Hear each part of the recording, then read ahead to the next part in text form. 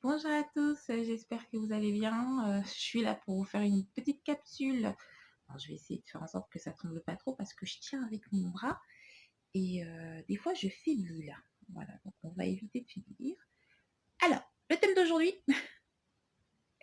comment travailler son projet professionnel, comment le valider lorsqu'on est demandeur d'emploi et qu'on n'a pas du tout d'idée. Voilà, c'était ça le truc. Quand on n'a aucune idée. Et quand je dis aucune, c'est vraiment aucune. C'est du genre, voilà, vous avez votre boulot, vous le quittez, vous en pouvez plus, et ou alors c'est votre corps qui ne répond plus, donc pour une aptitude, et il faut recommencer, faut tourner une nouvelle page. Clic, clic. Donc je suis là pour vous donner un petit coup de main.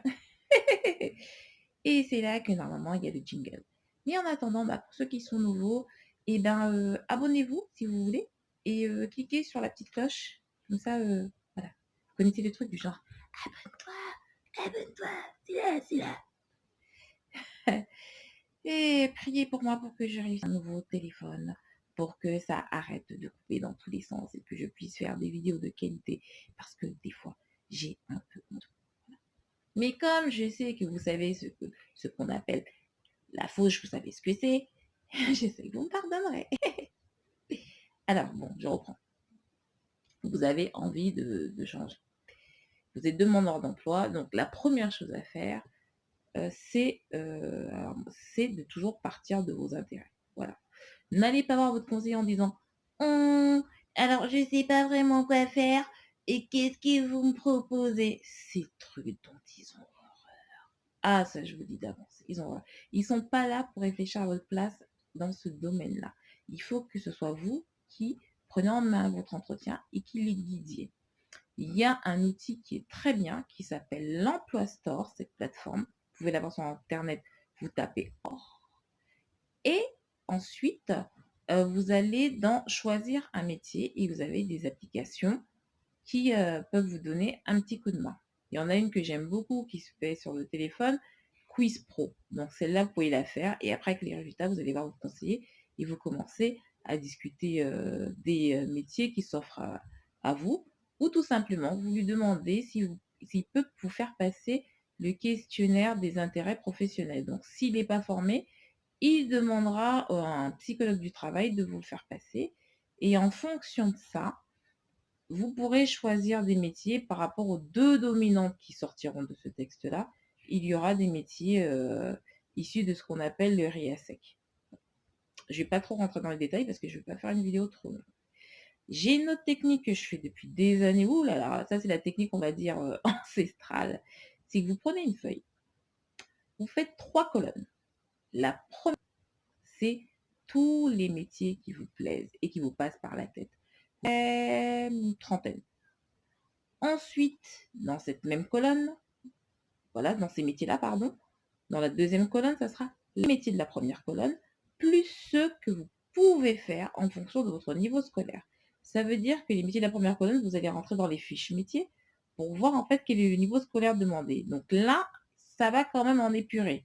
Donc il va en rester à peu près une dizaine. Deuxième chose, vous faites la troisième colonne et la troisième colonne, vous prenez les métiers de la deuxième colonne et vous dites quels sont ces métiers de la deuxième colonne qui sont le plus demandés sur le marché du travail en qualité de débutant. Et là, vous en avez 2 ou 3. Et c'est ceux-là vers lesquels vous allez vous renseigner au niveau des formations et comment vous allez faire. Ça, moi, cette méthode archaïque, je l'adore. Je l'ai pratiquée pendant des années. Ça demande un peu de boulot, c'est vrai, parce que quand vous êtes dans la première colonne, il faut vraiment regarder métier par métier. Mais comme je le dis toujours, un projet, ça se prépare, ça se fait pas en 10 minutes. Voilà. Ensuite, une fois que vous avez ce métier-là, c'est vrai que vous allez avoir ce qu'on appelle une fiche métier, mais tout ça, c'est sur du... Il faut vous confronter à la réalité. La réalité, c'est de trouver un stage de découverte. Donc, un stage de découverte, il doit être de minimum une semaine. Une semaine à 15 jours, pas plus. Après, c'est de l'exploitation. Voilà, j'appelle ça de l'exploitation. Ça va vous permettre de voir en fait si les conditions de travail vous conviennent. il y a aussi ce qu'on appelle aussi l'enquête métier. Donc c'est pareil, j'en ai parlé la dernière fois, auprès des recruteurs, mais aussi auprès des personnes qui exercent le métier. Essayez d'en prendre un nombre impair pour qu'il y ait une dominante ensuite qui ressorte. Une fois que vous avez ça, c'est vraiment en tout dernier que vous allez vous poser la question: «Comment je vais faire pour financer ma formation?» s'il y a besoin. Sinon, vous allez faire appel à ce qu'on appelle aussi des, mesures pour l'emploi, donc qui sont, l'AFPR et la PEE. Votre conseiller vous en parlera plus simplement et vous pouvez aussi trouver, ces infos-là sur le site de pôle emploi.fr, donc POE-AFPR. Voilà, petites périodes de formation qui sont d'ailleurs suivies d'un contrat de travail. C'est des ajustements au poste. Voilà, ce sont des faut plutôt voir ça comme ça. Donc là, il me reste plus beaucoup de temps. C'est en gros, voilà, c'est comme ça qu'en fait, qu'on va travailler en fait ce projet professionnel. Il peut aussi avoir des appuis auprès des psychologues du travail qui ont des prestations, je crois que c'est Regard Croisé, que vous pouvez utiliser. Voilà, ce qu'il faut comprendre, c'est que quand vous allez voir votre conseiller, il faut que vous ayez des billes. Si vous allez avec les mains vides, là, vous baladez dans tous les sens et vous allez vous retrouver avec un métier qui ne vous convient pas.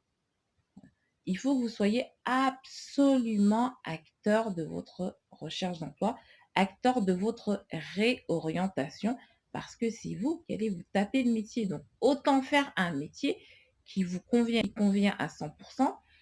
C'est pas tout le monde qui peut le faire. Voilà, c'est l'idéal, mais c'est pas tout le monde. Surtout avec la récession qui va venir, il va falloir bien travailler ce projet-là et vraiment vous concentrer sur le marché du travail. Est-ce que c'est demandé ou pas? Voilà.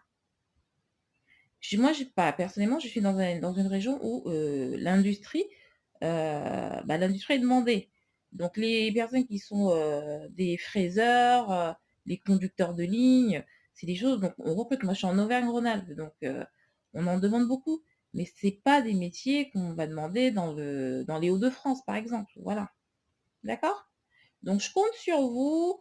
Vous me faites un petit retour pour savoir comment c'est.